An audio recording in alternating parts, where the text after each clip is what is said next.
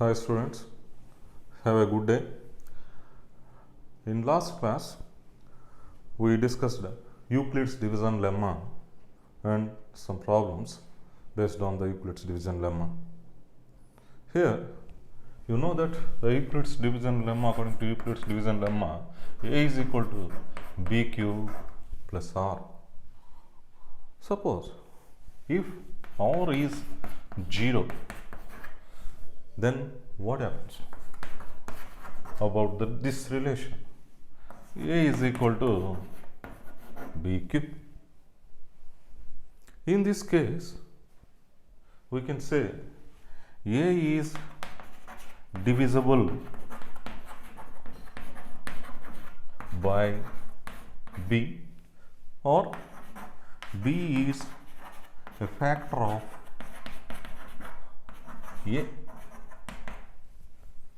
So, let us take one example. Suppose if we have 24, we can write this as 2 into 12. So, here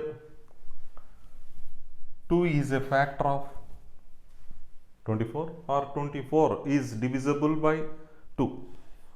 If any number is divisible by another number, means the remainder is 0. Suppose 24 by 2, we get 12 and the remainder is 0.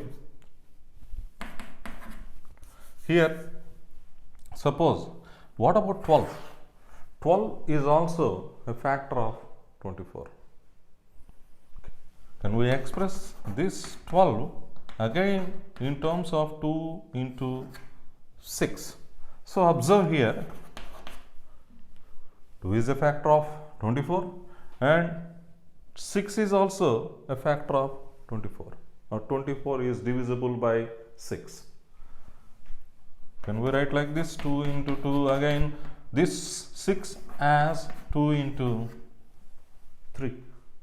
So, observe here, we are having 2 and also 3 are factors of 24, or 24 divisible by 2 and 3, and also this 24 is a composite number. And what about these numbers? 2 and 3 are primes. What are prime numbers? The numbers which have factors 1 and itself. That means we can't divide it to further. So, here 24 can be written as 2 into 2 into 2 into 2 into 3. That means a composite number can be expressed in the form of a product of primes. So, based on this, we have one theorem, which one is called fundamental theorem of arithmetic.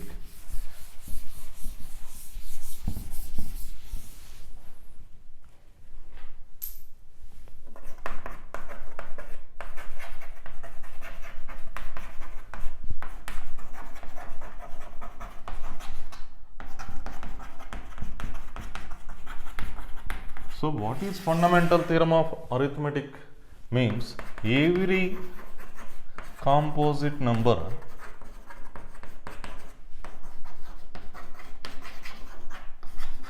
can be expressed or factorized as a product of primes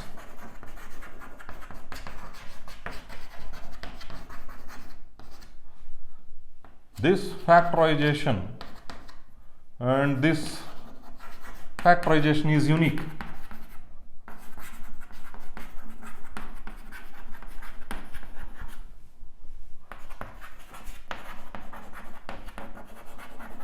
Apart from the order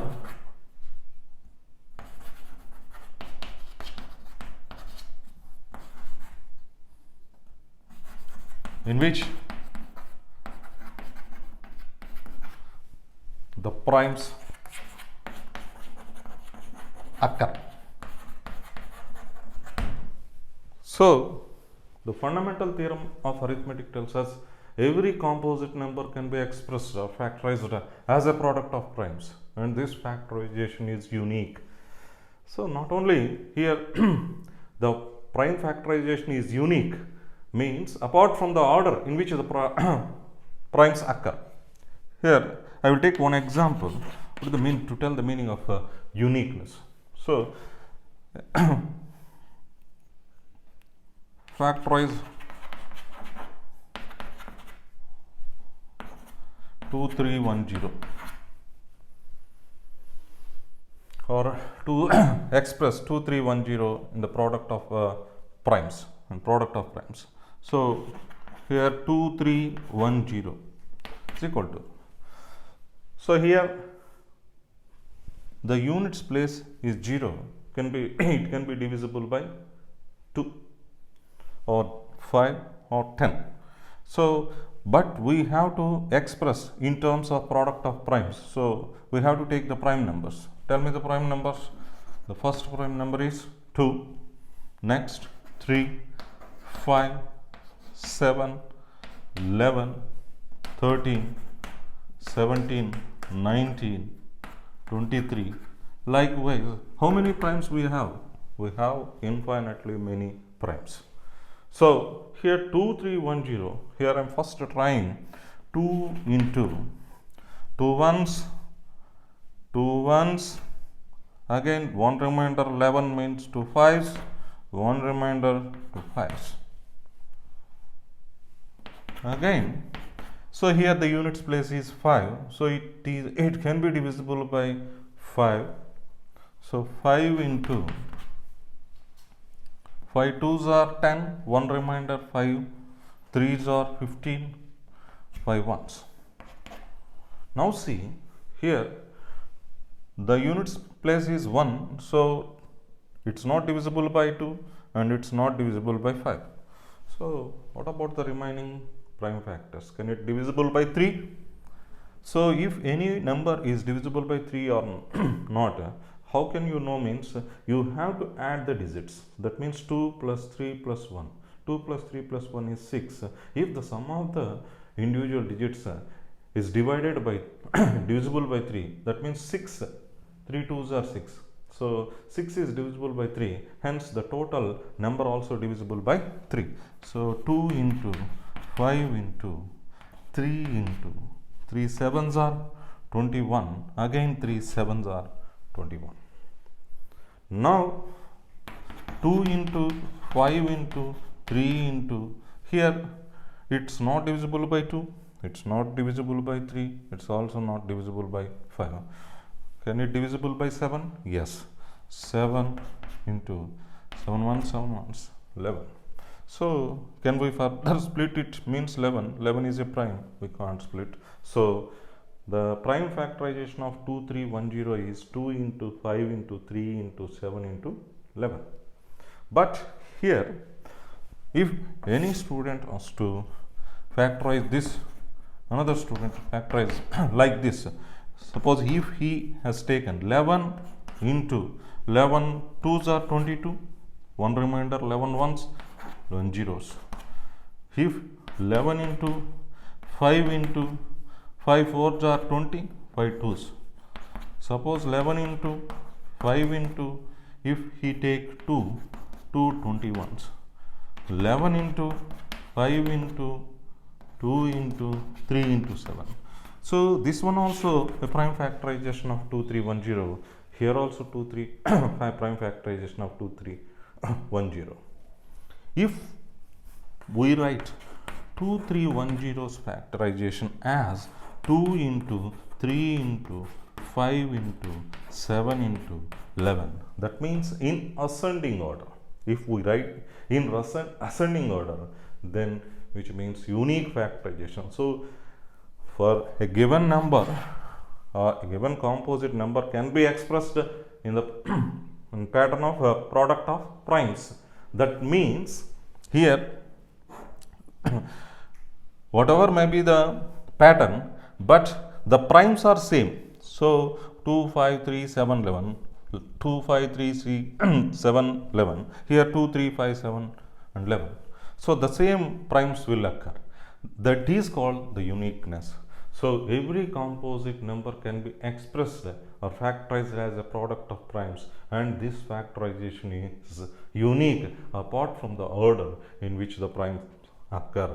So you all understood what is prime factorization. If we generalize this, that means if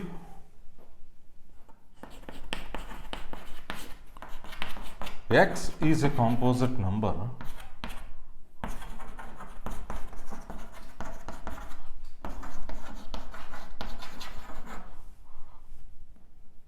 and x is equal to p1 into p2 into p3 and so on to pn, where p1, p2, p3 and so on to pl are primes written in ascending order,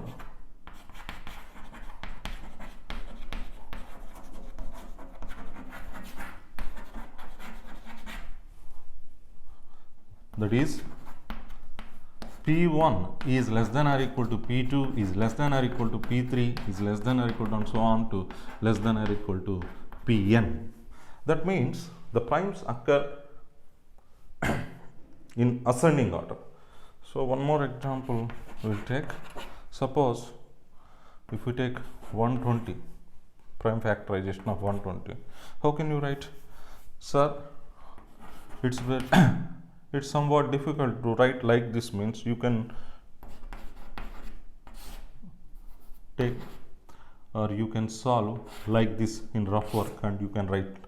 So 2 6s are 2 zeros are, 2 3s are zeros are, here 2 1s are 2 5s are, so 3 5s are.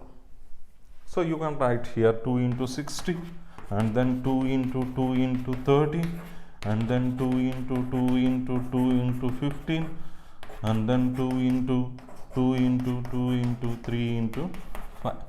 So here the product of primes given as a composite number, and also here we can write, that means if we combine these equal primes we get power of primes. So 2 into 2 into 2 can be written as 2 cubed into 3 into 5. So you can write like this also.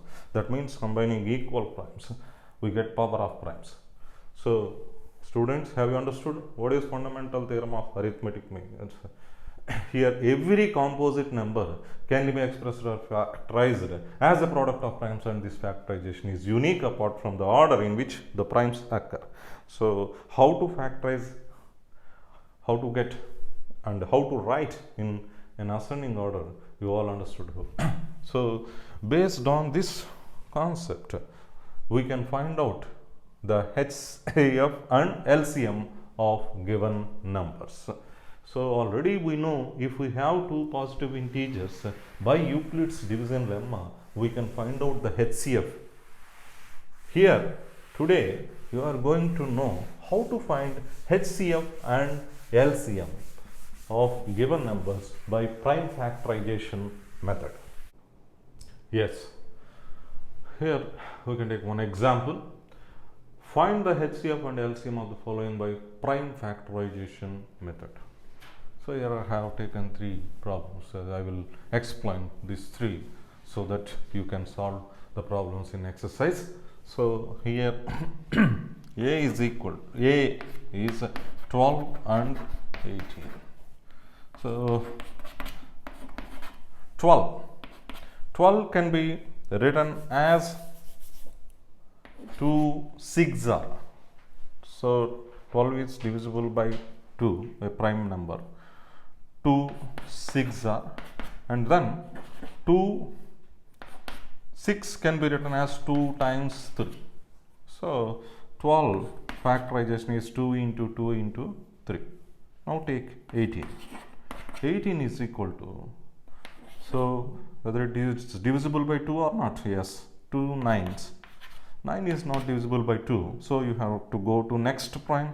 So 2 into 3 into 3. Here, for 12 is equal to, if we combine this or if combine this equal primes, 2 square into 3 power 1, 18 is equal to 2 into 3 power 2. Now listen carefully. How to find HCF? What is HCF? Highest common factor. So HCF of 12 and 18 is equal to the product of smallest power of each common prime factor. The product of smallest power of each common prime factor. So what are the common primes here? 2, 2. In both numbers prime factorization we are having 2 and 2. So 2 is one common prime. 3 also a common prime. So how to find HCF means the smallest power of each common prime, that also product, the product of smallest power of each common prime. So the smallest power of 2 is 1. Another prime. So here 3, the smallest power 1. So the product of smallest power of each common prime, that is very important thing you have to know. Common prime, that is important, and each and every one. So here 2 is a common prime, 3 also a common prime, product of smallest power, here 2 largest powers, 1 smallest power. So 2 power 1 into 3 power 1, which is nothing but 6. So what is the HCF of 12 and 18 is 6. Now LCM. What is the meaning of LCM? LCM means least common multiple. So what is LCM? LCM is nothing but product of greatest power of each prime, not common prime, each prime. So this is the difference between HCF and LCM. So listen carefully. In case of HCF, product of smallest powers of each common prime. Here product of greatest power of each prime, not common, each prime. So here only we have 2 primes. So greatest powers 2 power 2, and what is the another prime? 3. So the greatest power is 2.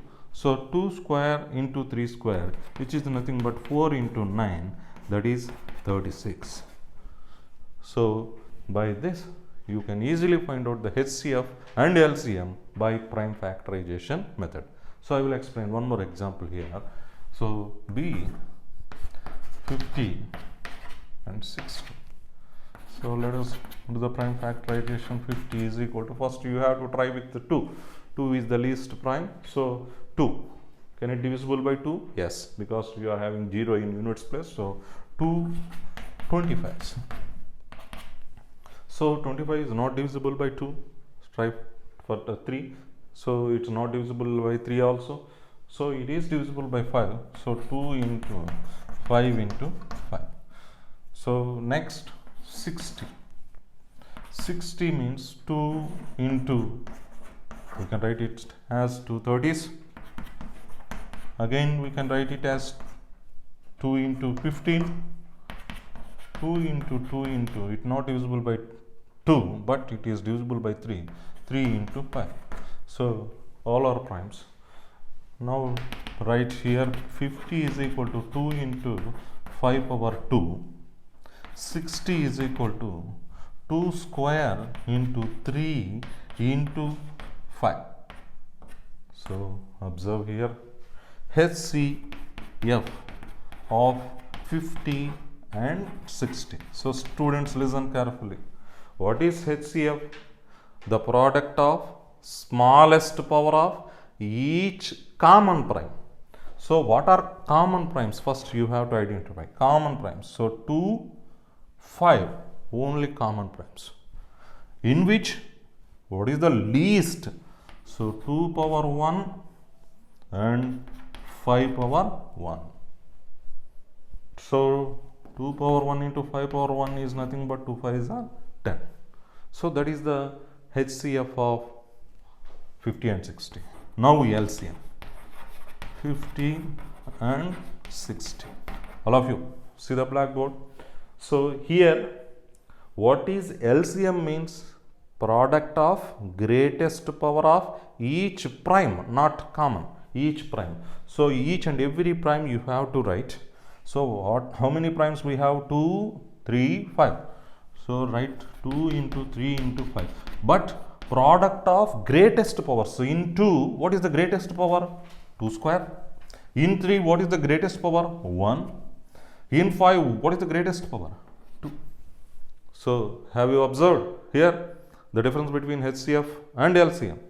In case of HCF, once again I repeat, in case of HCF, product of smallest power of each common prime, that you have to remember, each common prime in case of HCF.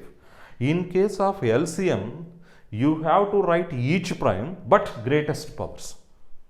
So what about 2 square means? 4 into 3 into 5 square, 25. So here 4 3s are 12 into 25, 12 5s are 60, 12 2s are 24, 300 is the LCM of 50 and 60. So students, have you understood? So how to find HCF and how to find LCM?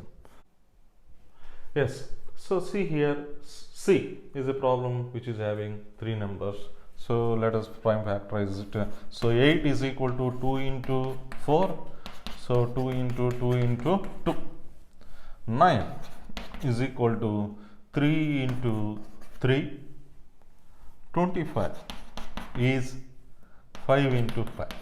That's all. So here, therefore 8 is 2 cubed and 9 is 3 square and 25 is 5 square. HCF of 8, 9 and 25. So students, observe here, what is HCF? It is a product of smallest power of each common prime. Are there any common prime? No. Here 2, 3, 5, no common primes are there. So if they are having no common primes, then the HCF is 1. So 1 is the HCF if there are no common primes for given numbers, because each and every prime number having factors as 1 and itself are the factors for primes. So in such a case, so here 8 is having some factors 2 and 4, but 9 is having 3 as a factor, 25 is having 5 as a factor, but there are no common primes. Such type of numbers are called as co-primes.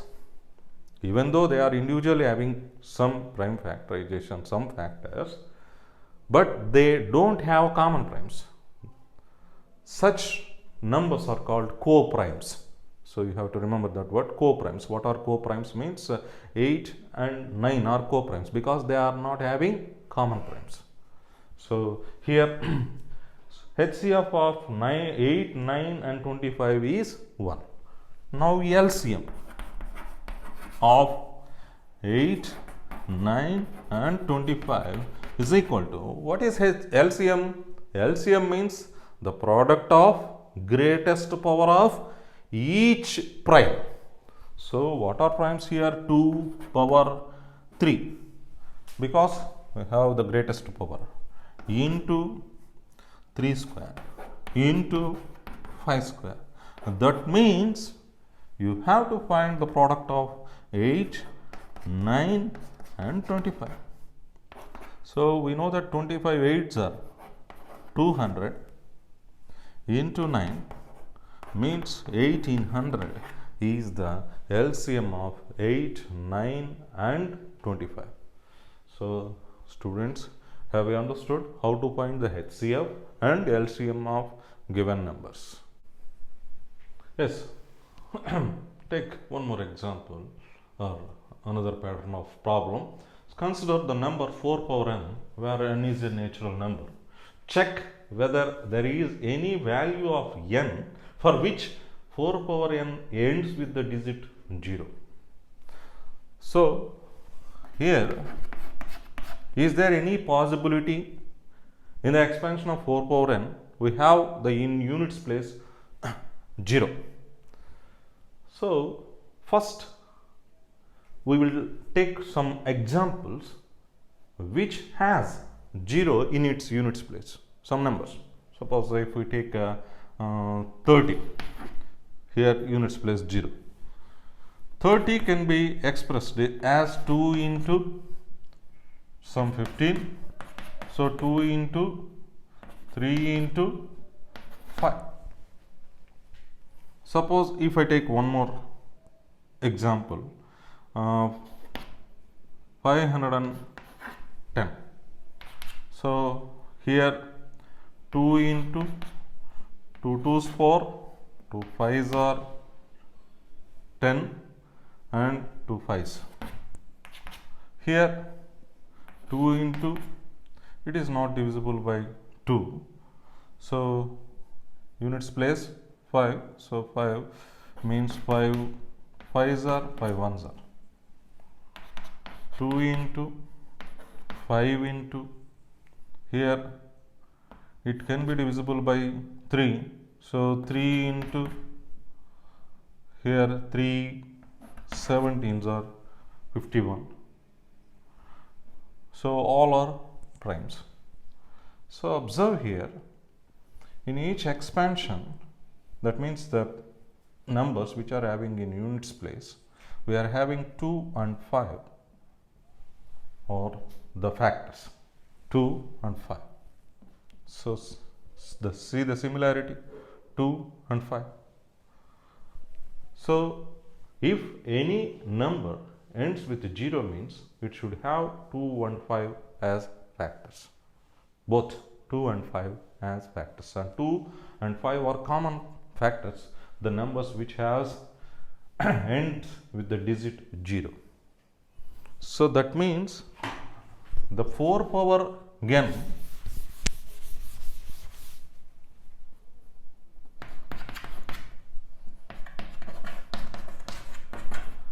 in the expansion of 4 power n ends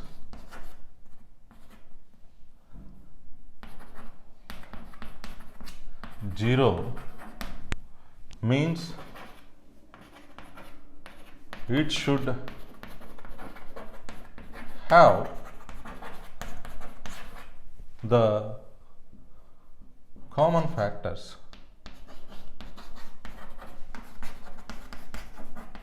2 and 5. So, observe here what is given 4 power n. 4 power n can be written as 2 into 2 whole power n. That is all. That means here we do not have 5 in the prime factorization of this 4. So, there is no digit or no value for n for which the number ends with the digit 0. So, we can conclude that here 4 power n have only 2 as a factor, not 5 as common factor. Hence, for no value of n